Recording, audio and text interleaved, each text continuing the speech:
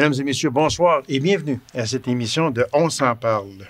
Réélu député caquiste en Abitibi-Ouest avec quand même une bonne majorité, je dirais une forte majorité, elle vient nous expliquer sa victoire du 3 octobre dernier et aussi aborder les grandes lignes de son prochain mandat pour son comté d'Abitibi-Ouest. Alors, mesdames et messieurs, la députée de la CAQ en Abitibi-Ouest, Mme Suzanne Blais.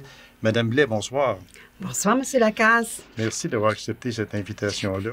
Puis, je crois qu'on va mettre à l'agenda pour 2023 plus de visites de votre part. Et je n'accuse pas Mme Blais de ne pas vouloir se présenter, absolument pas. Mais j'ai un horaire tellement chargé, mais on va faire de la place à Mme Blais parce que, on le sait, il y a de très, très, très gros dossiers en Abitibi-Ouest. Mais quand on parle d'Abitibi-Ouest, on parle de MRC d'Abitibi-Ouest, oui, mais du comté d'Abitibi-Ouest qui englobe Amos également. Il ne faut pas laisser ça de côté, c'est sûr et certain, parce qu'Amos fait partie aussi du comté de Mme Blais. D'abord, félicitations à vous pour cette victoire du 3 octobre dernier. Est-ce que c'est une campagne difficile? On a travaillé très fort. On a travaillé très, très fort et c'est sûr que c'est une campagne difficile. J'avais un bagage de 4 ans, alors vous comprendrez que c'est moi qui étais là au gouvernement, alors toutes les flèches étaient lancées vers moi, mais ça a bien été, on a fait ça dans un climat serein avec les opposants aussi, mais je suis fière des résultats, 47 je ne m'attendais pas à ça. Vous savez, durant mes 4 dernières années, j'ai travaillé très, très fort. On a réglé beaucoup de dossiers. Puis, on se pose toujours la question, est-ce que je suis au bon endroit? Est-ce que je réponds bien aux besoins de ma communauté, aux besoins de ma circonscription? Et comme vous le savez, les chaussures étaient grandes à chausser. Alors, prendre ma place, faire ma notoriété, crédibilité, je peux vous dire que je suis fière. Puis je remercie du fond du cœur tous mes citoyens de leur confiance qu'ils m'apportent. Et soyez assurés, M. Lacasse, que nous allons continuer à travailler tout ce qui a été amorcé depuis les 4 dernières années. Madame Blais, si je vous demandais, moi, de quoi vous êtes le plus fière dans votre premier mandat depuis 2018, de quoi vous êtes le plus fier dans ce premier mandat, puis peut-être la déception que vous avez vécue lors de ce premier mandat de 2018 à 2022? Alors, moi, je suis fière de tous les dossiers qu'on a emmenés à bon port. Alors, que ce soit un dossier d'une personne seule, un dossier individuel, d'une entreprise, d'une municipalité, de développer les municipalités par différents programmes. Alors ça, je suis fière de toutes mes réalisations. Ma déception, c'est que pour moi, lorsqu'on fait des projets, exemple, les maisons des aînés, ça va pas assez vite. Alors, ça va pas assez vite pour moi. J'aimerais accélérer encore plus sur différents projets, mais vous comprendrez qu'il y a beaucoup de procédures et on doit s'adapter aux procédures gouvernementales. C'est sûr, Mme Blais, qu'en 2018, votre priorité, et je me souviens très bien, j'ai même repassé l'entrevue qu'on a faite ensemble au mois de décembre 2018, donc ça fait 4 ans. Votre priorité était, mais c'était dans ce temps-là, l'agrandissement du centre hospitalier de Macamé. On ne peut pas passer sous silence l'annulation pour l'instant, du moins j'espère, l'annulation de la maison des aînés de Palmarol. Moi, quand j'ai vu ça en gros titre sur un écran de télé, annulation, j'ai dit « Oh non, ça recommence ». Ça recommence, c'était ma première opinion. C'est quoi qui s'est passé, Mme Blais, parce que moi, j'ai toujours dit une chose, puis je vais le redire aussi, puis je ne suis pas gêné de le dire. Moi, je disais aux gens, laissez pas passer le 3 octobre, parce que si le 3 octobre passe sans qu'il y ait de concret, que ce soit à Palmarol ou à Macamic ou les deux, ça va être long. Qu'est-ce qui s'est passé? On va prendre le cas de Palmarol actuellement. Qu'est-ce qui s'est passé au juste pour que ce soit, comme on dit, annulé pour l'instant? Mais j'aime pas le mot annulé parce que quand on annule quelque chose, ça veut dire qu'on ne le fait pas. J'aime pas ce mot-là, mais je vous laisse le soin, Mme Blais, de nous expliquer, premièrement, pour Palmarol, qu'est-ce qui s'est passé? Alors, vous comprendrez que annuler, c'est l'interprétation du journaliste. Alors, ce n'est que reporter. Alors, vous savez qu'on est dans une grande conjoncture économique qui est alarmante, hein, dans nos constructions surtout. Les coûts ont explosé. Les coûts ont explosé. On était en appel d'offres. Alors, on était en appel d'offres avec les contracteurs. 2 contracteurs ont déposé leur appel d'offres et ça l'a sorti beaucoup trop élevé. Alors, quand je vous dis que les coûts sont élevés de 30 à 50 %, c'est énorme. Alors, ce que le gouvernement a fait, on a reporté le projet et on est en train encore d'analyser le projet pour voir où on pourrait encore couper. Parce qu'on ne peut pas réaliser un projet avec une augmentation, d'autant plus qu'il y avait un budget qui avait été fixé. Hein? Si vous regardez au PL 66, les projets d'infrastructure accélérés, il y a un montant qui avait été réservé pour la construction, mais on a dépassé beaucoup. Alors, mais maintenant, je peux vous assurer que ce projet-là, le gouvernement, moi, Mme Roy, il va se réaliser. Mais, encore là, on a encore un grand irritant qui sont les coûts élevés, beaucoup trop élevés. Et je vous invite à inviter Mme Roy à venir parler des problématiques, des infrastructures qu'on rencontre à cause de l'inflation. L'inflation, personne n'avait dit ça, mais tout était conforme. Puis quand je vous dis, on va de l'avant, le terrain, tout est fait. Maintenant, on était à l'appel d'offres. On était sur la ligne de départ. Quand vous me dites que d'inviter Mme Roy, je ne veux pas lancer la pierre à personne, mais Mme Roy, depuis le mois de septembre, qu'on lui lance des invitations, son bureau nous dit oui, et je ne tire pas la pierre à personne, là, okay? Parce que Mme Roy est également une personne excessivement occupée. Mais seulement qu'actuellement, Mme Roy, elle est prévue pour le 14 février 2023. Elle ne peut pas venir avant.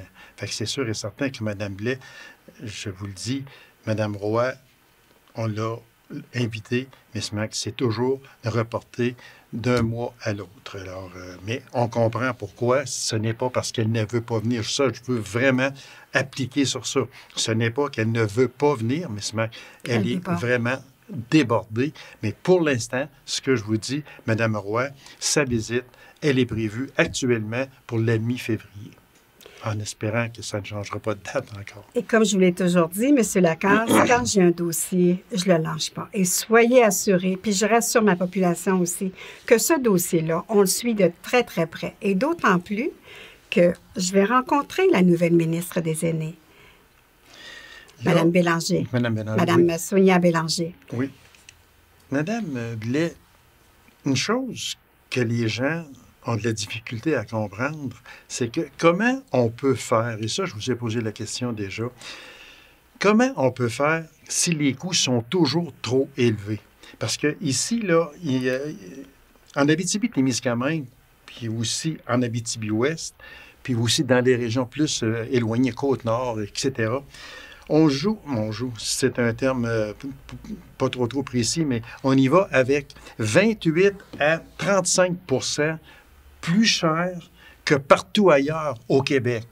Est-ce qu'on tient compte de ce fameux 35 %-là? Parce qu'il y a des entrepreneurs en Abitibi-Témiscamingue qui aiment mieux aller travailler à l'extérieur parce que les coûts sont moins élevés. Mais chez nous, c'est une réalité. Comment allez-vous faire, je parle de vous et le gouvernement, pour pouvoir en arriver à un consensus entre le gouvernement et l'entrepreneur qui est supposé faire les travaux? Comment allez-vous faire pour pas trop déranger la structure et de baisser de 35, et vous me dites jusqu'à 50 % de plus? Ça veut dire que c'est presque impossible à réaliser une pareille construction en baissant les coûts de 35, 40, 45 je ne sais pas comment que tout ce bon monde-là va pouvoir faire. Alors, dans un premier temps, je tiens à vous rassurer que le gouvernement est très sensibilisé dans les régions, toutes les régions, qu'il y a des coûts de plus, hein, les coûts de transport et tout ça. Oui. Et en ce qui concerne tout ce qui est administratif, le coût des projets, bien ça, je m'en remets à Mme Roy. C'est Mme Roy qui valide avec toute son équipe d'infrastructure, avec le PQI, avec la SQI, qui valide pour voir si tout coordonne. Mais vous comprendrez que présentement, on est dans une conjoncture économique qui n'est pas comme d'habitude. Pas l'inflammation, mais l'inflation, elle est en la hausse. Oui, mais seulement, il faut que le gouvernement en tienne compte de ça. Oui, oui, les gouvernements, mais c'est pour ça qu'on est en train de travailler à reviser tous les projets.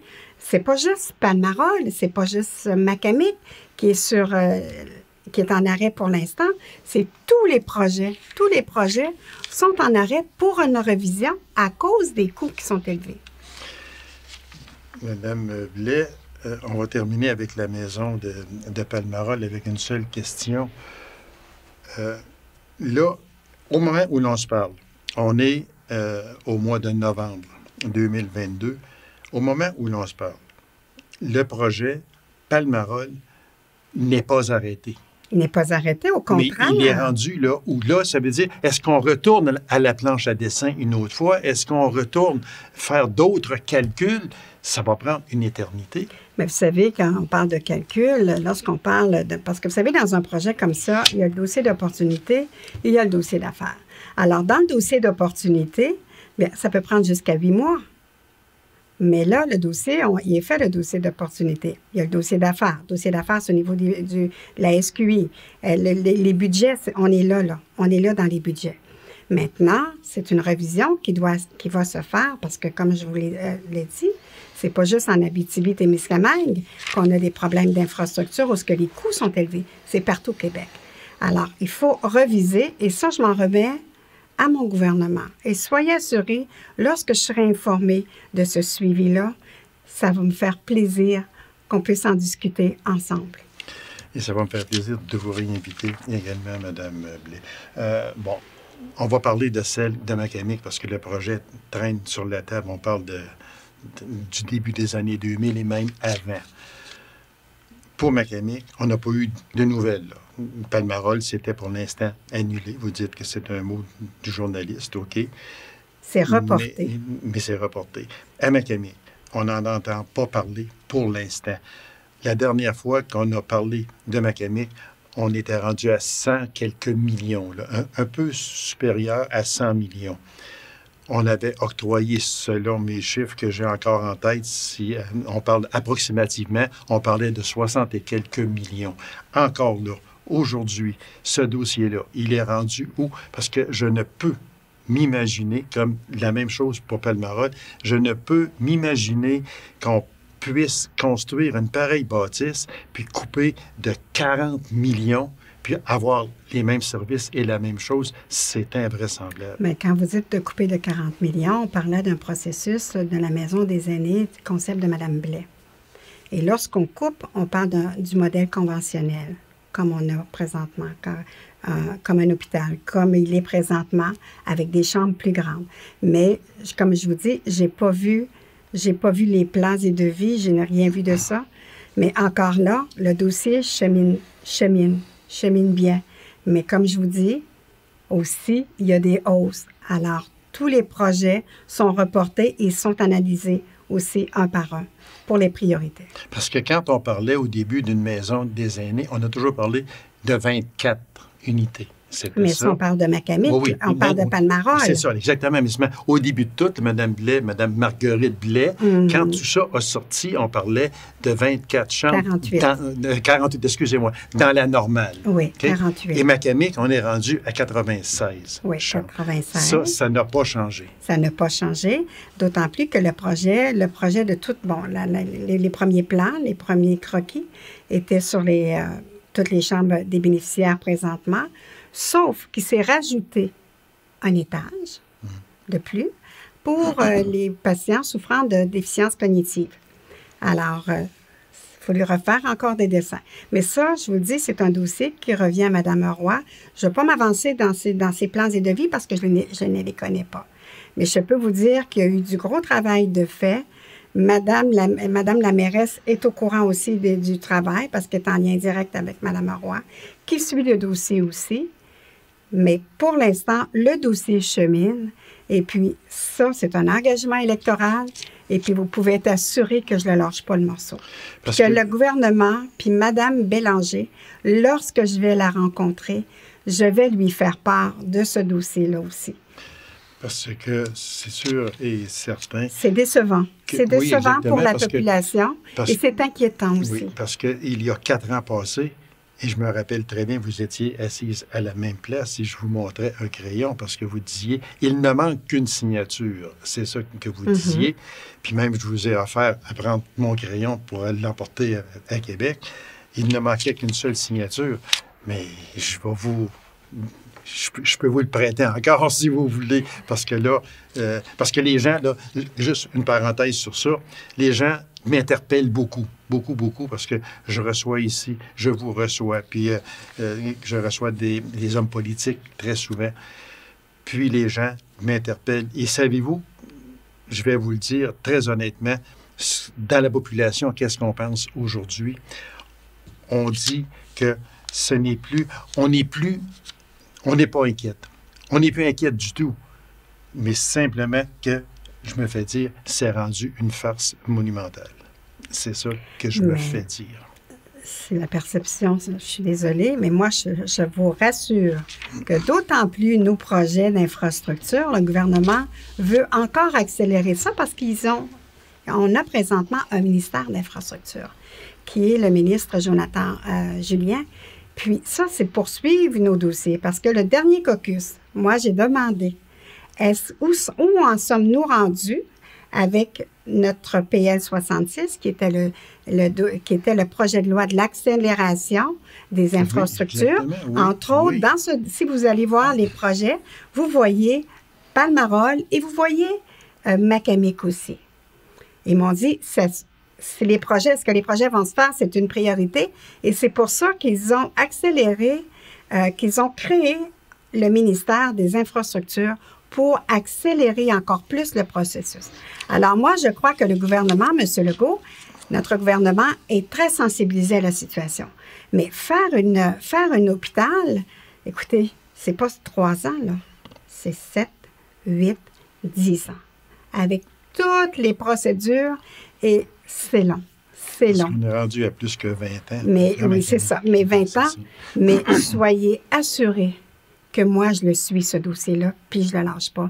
Puis je suis en lien direct avec les gens de Palmarol, ceux qui font partie du comité, et je suis en lien aussi avec la mairesse de Macamic.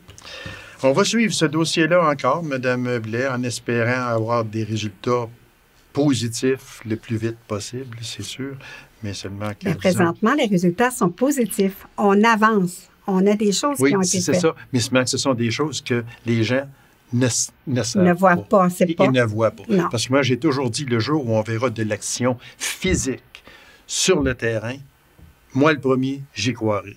C'est ça que je vous l'ai dit déjà, puis je maintiens ma position. Madame Blais, on va changer complètement de sujet. Comment avez-vous pris ça qu'il n'y ait pas de représentant au Conseil des ministres pour un ministre régional de l'Abitibi-Témiscamingue? Il y en a un, mais pas de l'Abitibi-Témiscamingue. Même, il y en a qui ont été jusqu'à dire que c'est une honte. La Chambre de commerce de l'Abitibi-Témiscamingue est renversée par cette décision. On n'est pas des citoyens de seconde zone. Ça, c'est la Chambre de commerce et d'industrie. Quel message envoyons-nous aux électeurs? Ça, c'est le président de la Chambre de commerce de Rouyn-Noranda, M. Lecourt. L'Abitibi-Témiscamingue, pilier majeur dans la production des ressources naturelles. Et on pourrait en mettre d'autres. M. Dastou, qui a fait une sortie également. Comment vous avez pris ça comme député de l'Abitibi-Ouest, CAQIS, qu'on n'ait pas de représentants chez nous, de chez nous? au Conseil des ministres. C'était une grande surprise, c'était une déception. C'était une déception pour la population de l'Abitibi-Témiscamingue aussi, qu'on n'ait pas de représentants. Maintenant, il faut avancer. Il faut avancer, puis on sait que la population de l'Abitibi-Témiscamingue a élu une belle équipe, une équipe performante. Daniel Bernard, Rouyn-Noranda-Témiscamingue, Pierre Dufour à Val-d'Or et moi-même. Alors, on est ensemble, on travaille et on continue à faire avancer nos dossiers. Ce qui est intéressant est arrivé la venue de M. Lacombe, le ministre Lacombe, qui était entre autres ici hier et mardi. On a fait la tournée, il a pris connaissance des dossiers et c'est une quatrième paire de bras qui se joint à nous. Alors, il faut le regarder comme ça pour l'instant. Et lui, M. Lacombe, va faire cheminer nos dossiers régionaux au ministère. On l'a sensibilisé et c'est lui qui va les porter au ministère. Nous, on continue à faire notre travail ici. Mais rappelez-vous, M. Lacaze, que ce n'est pas la première fois que ça arrive. Non, mais chez nous, ça fait 32 ans, pareil, que ce n'est pas arrivé. Mais je ne pense pas. Si vous regardez M. Bouchard, lorsque le ministre Lucien Bouchard était là, il n'y avait pas de représentant, il n'y avait pas de ministre régional sur le régime Bouchard. Et c'est arrivé aussi sur le régime de M. Jean Charest. Alors, pendant un an, c'est M. Whistle de Gatineau qui a couvert la région ici. Et par la suite, ils avaient nommé M. Pierre Corbeil. Je vais vous poser une question, Mme Blais. On présume, on suppose, OK, que M. Lacombe est porteur de 2 dossiers majeurs. OK? Un de l'Outaouais et un de l'Abitibi-Témiscamingue. Êtes-vous certaine que la priorité va être donnée à l'Abitibi-Témiscamingue, contrairement à l'Outaouais? Est-ce qu'on peut en douter? Cette question-là lui a été posée lors de sa visite et il a répondu qu'il est équitable pour les deux. La priorité de l'Abitibi-Témiscamingue et du dossier de Gatineau. Alors, nous, notre rôle de députés, on travaille ensemble, on travaille nos gros dossiers régionaux et on s'assure qu'ils soient bien représentés au Conseil des ministres. Parce que vous savez, quand un dossier arrive au Conseil des ministres, il est ficelé, il est complet.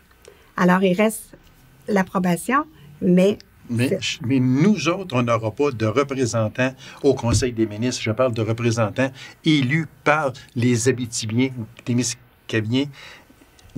On n'aura pas. Ça va être un autre qui va porter notre dossier. C'est ça que les gens n'aiment pas, parce qu'on a quand même donné, je parle de la population, a donné 3 députés sur 3, dont est allé chercher à Québec solidaire le comté de Rouyn-Noranda-Témiscamingue. Ça, là, c'était une visée de la CAQ d'aller sortir Mme Terrien de là pour rentrer M. Bernard. Ça a été réussi par une forte majorité. C'est comme ça qu'on récompense les gens. Les gens sont furieux et je crois que c'est avec raison. Mais l'important, comme je vous l'ai dit, c'est que on est bien représenté. Vous avez 3 députés qui travaillent ensemble, conjointement, à apporter et à réaliser les projets régionaux. Et, comme je vous l'ai dit, notre ministre régional, qui est M. Lacombe, s'assure que notre dossier est bien représenté au Conseil des ministres. Une autre question, Mme Blais. On va parler de la réfection au centre hospitalier d'Amos qui va coûter, j'ai les chiffres ici, là, 80 millions plus les taxes. Il faut ajouter les imprévus aussi. C'est ça. Est-ce que c'est une priorité pour vous? Est-ce que vous en faites une priorité? Parce que moi, j'ai ouï dire, et je ne sais pas si c'est vous qui l'avez dit, mais il me semble que vous avez dit ou écrit ou fait écrire, je ne sais pas, éclairez-moi là-dessus, que ce serait votre priorité dans votre prochain mandat, l'hôpital d'Amos. C'est une priorité, effectivement, comme c'est une priorité la Maison des aînés à Palmarol et le CHSLD de Macamic. Alors, ce sont tous des priorités. Comprenez-moi bien que l'hôpital d'Amos, c'est l'hôpital régional de traumatologie secondaire.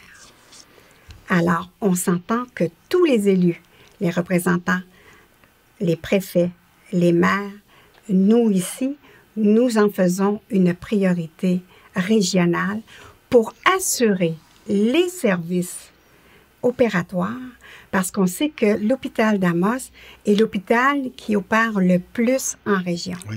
Entre autres, le vasculaire, le thoracique, les chirurgies et surtout l'orthopédie et le maxillofacial dans le domaine de traumatologie. Alors, si les espaces physiques, présentement, on était là hier avec le ministre Lacombe, avec mes collègues, on a visité les lieux physiques. Écoutez, maintenant, avec toute la technologie qui est modernisée, ça prend des nouveaux appareils et ça prend de l'espace physique. Alors, quand vous comprenez que ça fait 3 fois qu'à l'hôpital d'Amos, on répare le toit parce que du bloc opératoire, parce qu'il coule, on a un problème. On a un problème et dites-vous que si ces chirurgies-là ne sont pas données en région, ne sont pas offertes en région, ils ont été clairs dans les grands centres, on ne peut pas tout recevoir nos patients qui souffrent de vasculaire et de chirurgie thoracique. Et puis souvent, M. Lacasse, ces gens-là ne peuvent pas être transférés sur une longue distance. Alors, ce sont des décès. Oui, je sais, je n'estime pas ça du tout. Mais c'est une priorité. Puis comme je vous dis, ça fait 20 ans que les premiers plans ont été faits pour l'urgence et les soins intensifs. Si M. Lacombe est allé visiter le centre hospitalier d'Amos et a vu tout ça, bravo.